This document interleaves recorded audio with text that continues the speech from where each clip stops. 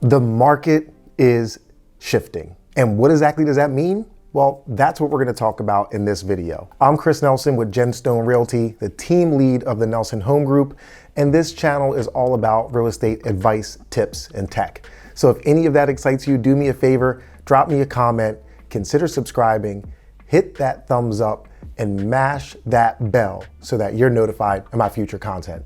So the market's changing, right? But what exactly does that mean at the tail end of 2022? Now, the last year, maybe year and a half, the market has been crazy. And if anything, it has been a seller's market like I have never seen in my 22 years of selling real estate. But as we make our way into the tail end of 2022 and into the beginning of 2023, there are some pretty noticeable changes that I'm seeing in the real estate market. And the first thing that I'm seeing is that the day where the cash offer was just everywhere, almost every property that was listed saw some form of a cash offer. Well, those days are long gone. Cash offers are way down right now. And there's a lot of reasons for that. But ultimately, one big thing that I'm noticing right now is that financing and different types of financing are starting to come back into play.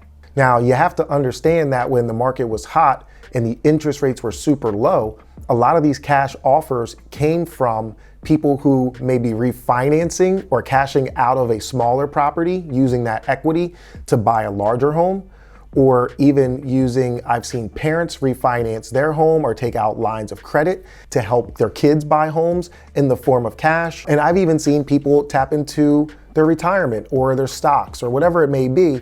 But now that the market is shifting, those cash offers are pretty much non-existent. Speaking of cash, well, another thing that we're noticing is that offers that are coming across the table now are also being drafted up with less money down.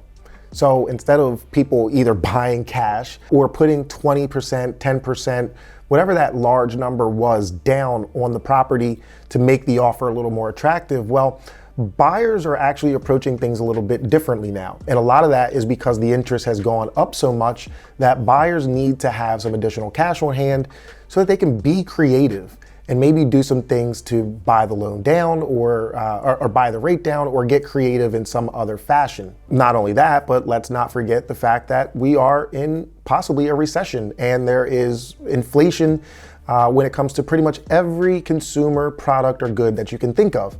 So buyers are thinking about things that they're going to need to do, whether it's keep the lights on, keep the house warm, or maybe even do repairs. And because of all of these moving mechanics, they're a little more reserved to exhaust their money up front, knowing that they want to keep some of that close to chest just so that they can be prepared in the event they do need to repair something or their electric bill is a little higher than they had anticipated. Now, since we're seeing less cash offers, and as I mentioned before, buyers are using cash to be creative, we're also seeing creative means of financing come back into play.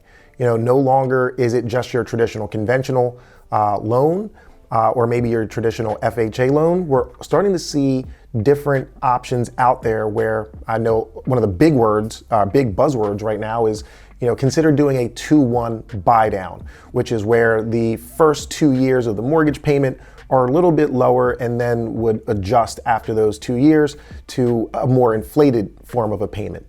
We're also seeing lenders suggest adjustable rate mortgages or ARMs, where the interest rate is lower for a certain amount of time and then would adjust over a certain amount of years. There are different ARMs that are set for different durations.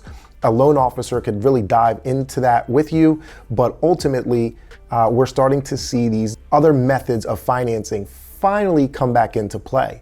Speaking of which, I was with a credit union, a local credit union here in the Philadelphia area, and they've even gone, as creative as coming up with a loan that they underwrite, meaning they keep the loan in-house, they underwrite it, meaning they have their own guidelines, but they're actually offering a conventional loan with 3% down and no PMI.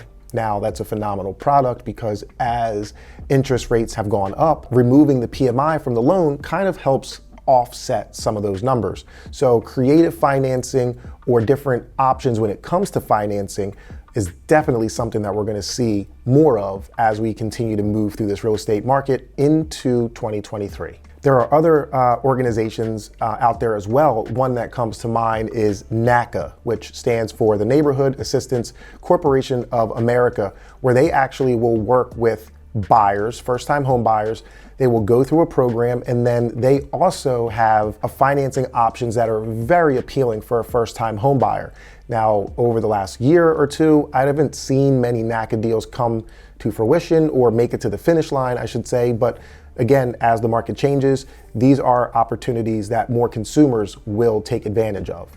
To continue on with the creative side of things, we're also seeing grants come back into play. Now, I've done many videos over the years talking about some of the different grants that apply for first-time home buyers here in Pennsylvania. And for the last year or two, not many offers that I've seen have been accompanied by a grant. But I can tell you from speaking to buyers now, there's a lot more willingness and a lot more desire to lean into these grants because it does give them more buying power. As I've said multiple times throughout this video, that buyers need cash to be creative and maybe buy the interest rate down by paying for points. And when they have a grant, this gives them that option to do so. Now, one thing that I want to mention when it comes to grants is that most grants will say that they are for first-time home buyers. And that may deter some people who may actually qualify for those grants. You have to read the fine print because a lot of the grants will actually classify or define a first-time home buyer as someone who hasn't owned a home in their name for 3 years or more. So if you once owned a home, but you haven't for 3 years, 4, 5 years, well then maybe you can apply and qualify for some of these grants to help you buy your next home. Moving along the list, another issue that I'm starting to see come into play, and I think is going to come into play more often, are appraisal issues. Now, this is a tough one because, well, as you know, appraisers need data and comparable homes to use to justify value.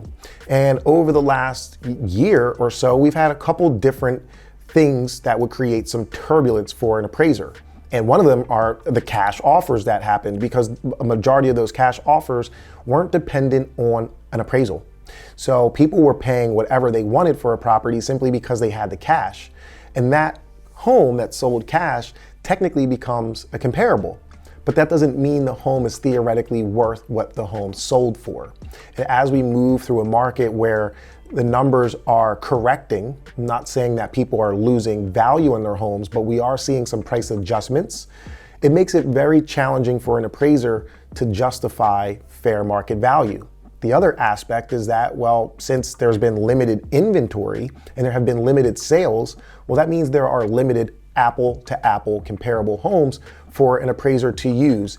And right now, it looks like here in my area, Montgomery County, although the market is still strong, we are seeing less homes come on the market, which is going to fuel that fire when it comes to having less comparable properties in the arsenal to use. So appraisal issues will be something that's going to be challenging, and you will need to be creative to work through some of these situations moving forward. And last but not least, home inspections. Oh, thank you, thank you, thank you. I can't, even though they can be painful, I think everyone wants to make sure that the house that they're buying is worth the money, is financially stable, and won't become a money pit because of unforeseen repairs that could have been identified during a home inspection. And as much as it pains me to even think about what we've gone through over the last year and how many buyers have purchased homes that when asked if they were happy with their transaction, a crazy number of people who bought homes answered that question and said that they weren't happy with the transaction because they were forced to do things that they wouldn't normally do in order to make the transaction work. And if you peel back those layers, a lot of that has to do with waiving inspections. So shame on you realtors for encouraging or supporting your buyers when they said that they weren't going to do a home inspection. But the day has come where buyers are doing home inspections again, even if it's for informational purposes only. The moral of the story is that they're coming back into play. And sellers are starting to do repairs, and sellers are starting to pay seller assist towards other defects or maybe things that a buyer may need to do down the road. So these are just some of the things that I'm seeing in today's market that are changing. There's a lot going on, folks. Trust me, there's a lot going on, and we're gonna see some more changes as we move through the next year or so. But if you have any questions or if you're interested, feel free to download my buyer's guide. There's a link below or somewhere around, depending where you're seeing this video. Feel free to download my free buyer's guide. And again, if you have any questions about the real estate market or anything that I can do to be of value, please do not hesitate to reach out. With that said, take care.